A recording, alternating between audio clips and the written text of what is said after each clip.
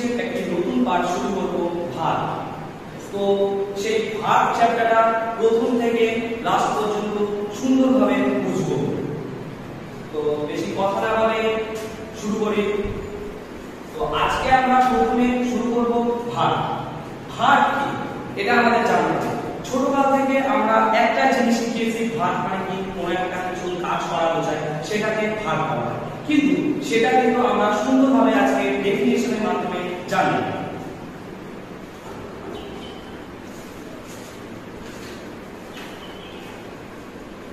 তো আমি হেডিং করছি ভার্ব। কি বললাম? ভার্ব মানে কোনো একটা কিছু কাজ করাকে বলা হয় ভার্ব। যেমন আমরা যদি ভার্ব শিখতে চাই তাহলে আমাদের একটা সেন্টেন্স দিয়ে সুন্দরভাবে বুঝতে হবে ভার্বটাকে। যেমন আমি একটা एग्जांपल দিলাম যে রোহিত is playing cricket। এখানে একটা সেন্টেন্স দিলাম রোহিত is playing cricket। তো রোহিতের কি, রোহিত মানে ক্রিকেট খেলতে ভালোবাসে, ঠিক আছে। তো আমি একটা সেন্টেন্সে, এই সেন্টেন্সে আমি বুঝবো যে কোনটা কি বলছে। রোহিত প্রথমে আমরা বলবো যে রোহিত হয়ে যাবে সাবজেক্ট, এবার প্লেইং হয়ে যাবে ভার্ব, আর ক্রিকেট হয়ে যাবে কি অবজেক্ট। এবার আমাদের জানতে হবে যে রোহিত কি সাবজেক্ট, প্লেইং হলো ভার্ব, ক্রিকেট হলো অবজেক্ট। তাহলে আমাদের এটা জানতে হবে যে ইজটা কি। কোশ্চেন হচ্ছে ইজটা কি। ইজটার ব্যাপারে এখনই না বললে শেষ নয়, ইজটা আমরা পরবর্তীতে শিখব, কিন্তু এখন আমরা হালকা করে টাচ করছি। ইজ হয়ে যাবে হেল্পিং ভার্ব। কি বললাম? ইজ হয়ে যাবে হেল্পিং ভার্ব। এবার হেল্পিং ভার্বের মধ্যে ভাগ আছে।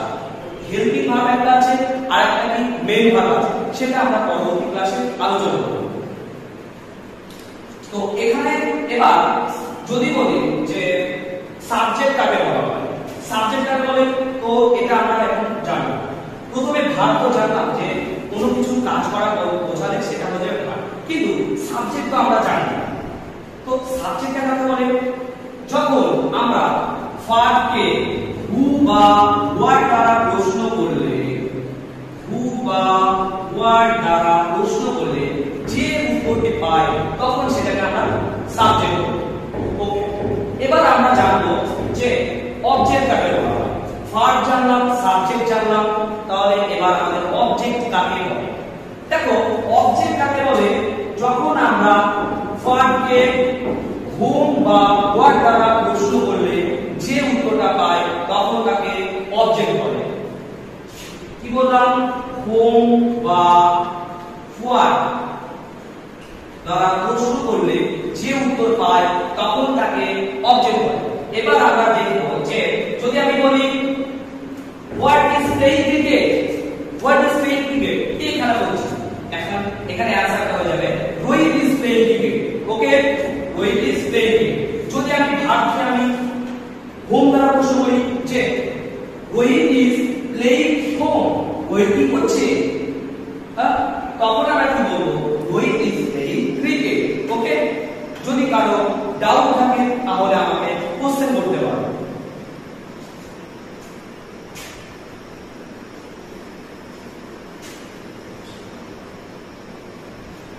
ওকে, তাহলে আমি আশা করছি কারো ডাউট নেই।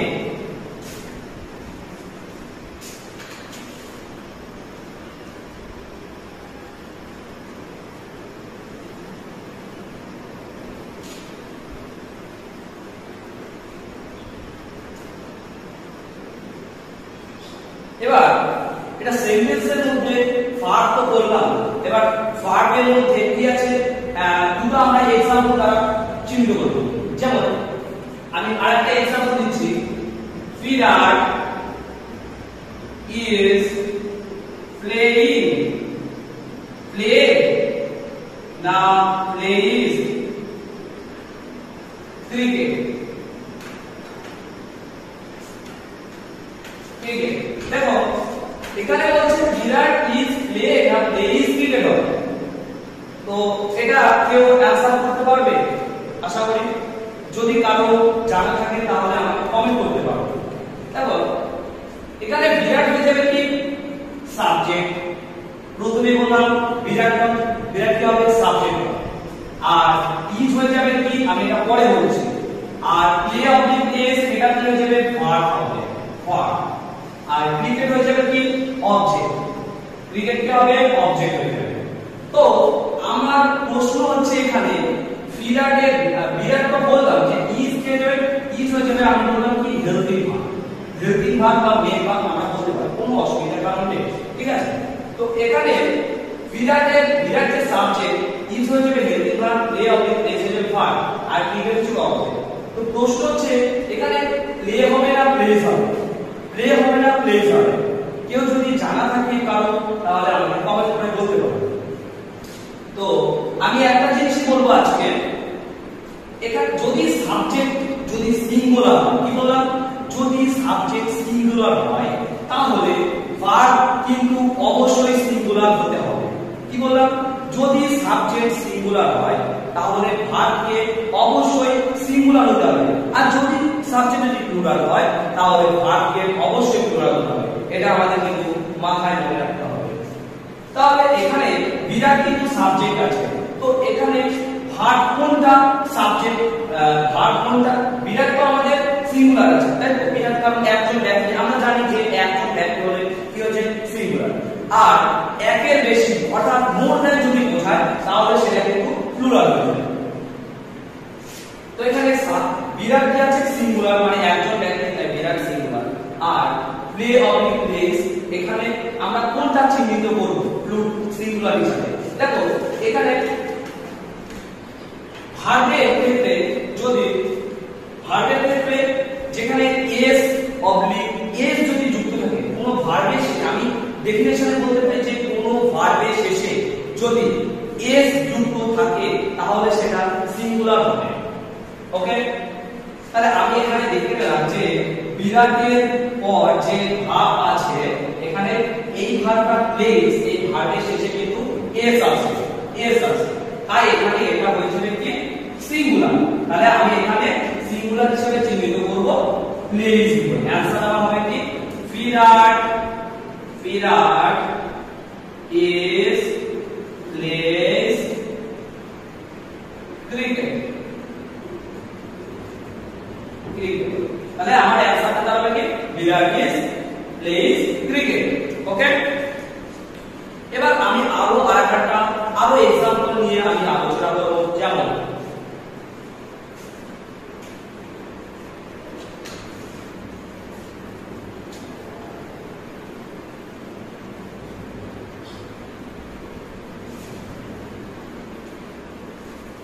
ধীরে ধীরে আমরা কিন্তু শিখবো, আস্তে আস্তে বুঝবো। মাই মাদার, কি বললাম মাই mother and I cooks every day। এখানে আমি একটা एग्जांपल নিয়ে আসলাম my mother and I cooks every day। কোনটা হবে आंसर তোমাদের কারো যদি জানা থাকে তাহলে কমেন্টে জানাতে পারো। দেখো কি বলছে মাই mother and I cooks every day। তাহলে মাই মাদার and I বলছে মাই মাদার আমার মা এবং আমি কি করছি, আমার মা এবং আমি কি প্রতিনিয়ত কি রান্না করি। তো এখানে অ্যানসারে কি হবে, এখানে মাই মাদার and I এটা হয়ে যাবে কি সাবজেক্ট হবে, প্রথমে আমি চিহ্নিত করব, তারপরে cooks এটা হয়ে যাবে কি ভার্ব হবে, আর এভরিডে এটা হয়ে যাবে কি অবজেক্ট। দেখো এটা আমরা চিহ্নিত করলাম প্রথমে। তো মাই মাদার and I এটা কি হয়ে যাবে সিঙ্গুলার, এস এর বলতে পারি না সিঙ্গুলার, আর সিঙ্গুলার হলে তারপরে যে ভার্বটা বসে কি ভার্ব হবে না সরি এখানে আমি মিস্টেক করলাম যে এখানে মাই মাদার and I এখানে দুজন ব্যক্তি হয়ে যাচ্ছে, কারণ আমি এবং আমার মা, তাই এখানে যাবে প্লুরাল। ঠিক আছে, পিএল হিসাবে আমরা বোঝানোর ক্ষেত্রে পিএল বলতে পারি। এবার এ যদি সাবজেক্ট যদি প্লুরাল হয়, প্রথমে আমরা কিন্তু বললাম যে সাবজেক্ট যদি প্লুরাল হয় তাহলে ভার্ব কিন্তু অবশ্যই প্লুরাল হবে। তাহলে এখানকার ভার্বটা আমি কি নিব? কুক নিব। কারণ কুক নেওয়ার কি যে এই যদি ভার্বের শেষে যদি এস থাকে তাহলে কিন্তু সেটা কিন্তু সিঙ্গুলার হবে, কিন্তু এখানে ভার্ব সাবজেক্ট প্লুরাল আছে, তাহলে আমাদের ভার্ব কিন্তু প্লুরাল নিতে হবে। তাই অ্যানসার হলো cook. My mother and I cook every day. Okay?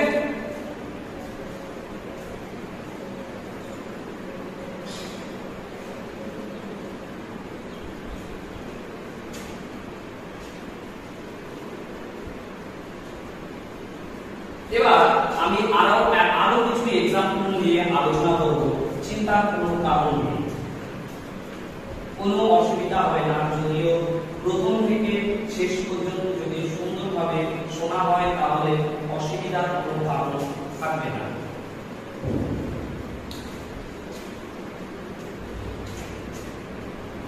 কি বললাম? আমি আরো एग्जांपल নেব। দে is and are watching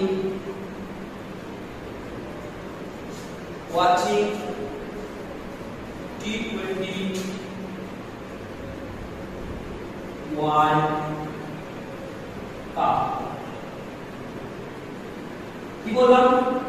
they is oblique and oblique are watching T20 World Cup, মানে কি তারা টি20 ওয়ার্ল্ড কাপ দেখছে। তো এখানে কোন ভার্বটা হবে আমাদের কমেন্টে জানিয়ে।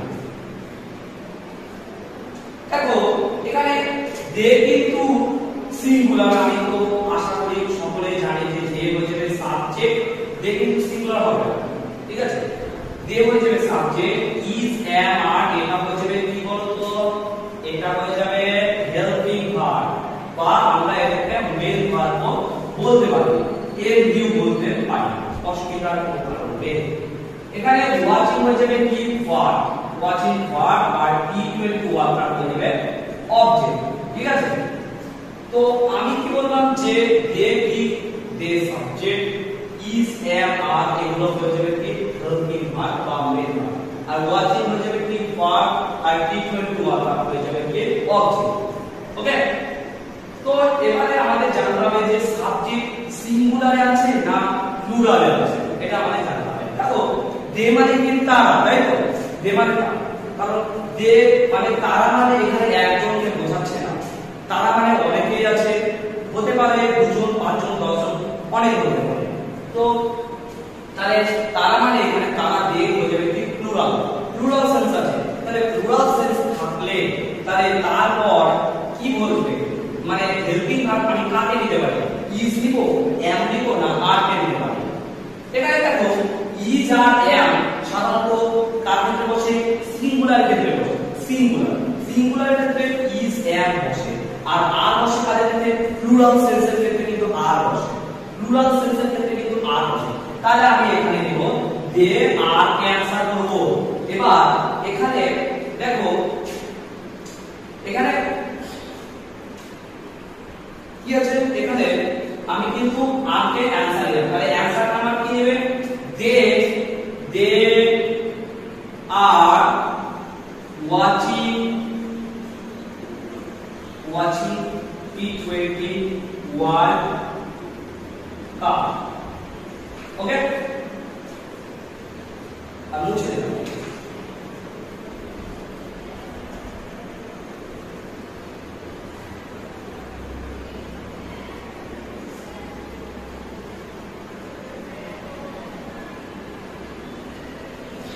তো আমি আরো एग्जांपल দেব, চিন্তার কোনো কারণ নেই।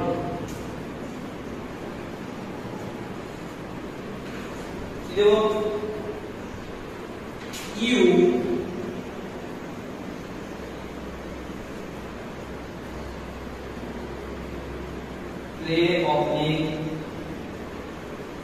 plays বল, ঠিক আছে। কি বললাম, you play oblique plays football. এখানে দেখো কোনটাতে আমি নেব, ভার্ব কোনটাতে নেব। এখানে ইউ তো হয়ে যাবে সাবজেক্ট, প্লে অবলিক প্লেইজ হয়ে যাবে ভার্ব, আর ফুটবল হয়ে যাবে কি অবজেক্ট। তো এখানে আমি কি দিলাম, যে সাবজেক্ট আছে ইউ, প্লে অবলিক প্লেইজ হয়ে যাবে ভার্ব, আর ফুটবল হয়ে যাবে অবজেক্ট। তাহলে এখানে সাবজেক্ট কি ইউ মানে কি তুমি। দেখো ইউ কিন্তু সিঙ্গুলার হিসাবে ব্যবহৃত হচ্ছে। তো ইউ যদি সিঙ্গুলার হয় তাহলে তারপরে যে ভার্বটি বলবে সেটা কিন্তু অবশ্যই সিঙ্গুলার হবে। আর সিঙ্গুলার কি, তাই আমরা এখানে, আর আমি ভার্বের ক্ষেত্রে বলেছিলাম যে ভার্বের শেষে ইএস যুক্ত থাকে সেটা হয়ে যাবে কিন্তু সিঙ্গুলার। তাহলে এখানে ইউ যদি সিঙ্গুলার হয় তাহলে তারপরে ভার্বটা হয়ে যাবে সিঙ্গুলার প্লেইজ, ঠিক আছে। অ্যানসার হয়ে যাবে আমার ইউ প্লেইজ ফুটবল। ওকে,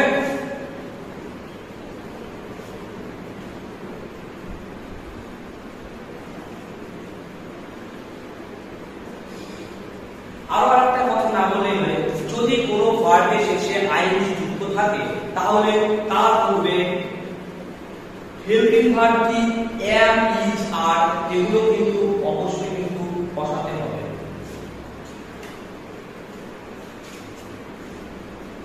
আমি আরো কিছু एग्जांपल নিয়ে আলোচনা করব।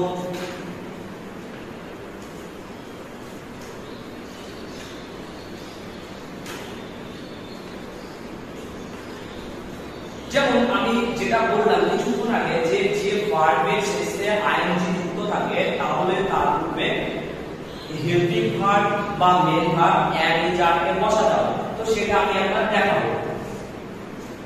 বিরাট বা আবার বিরাট নাম না নিয়ে আমি কোনো কিছু নিতে পারি, কোনো অসুবিধার কারণ নেই।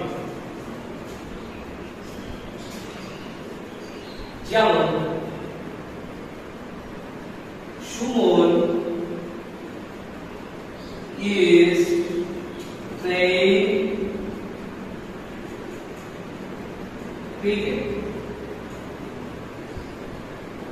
এখানে আমি কি বললাম, সুমন is playing cricket, মানে সুমন কি করছে, প্লেইং মানে খেলা করছে, ক্রিকেট খেলছে, ঠিক আছে।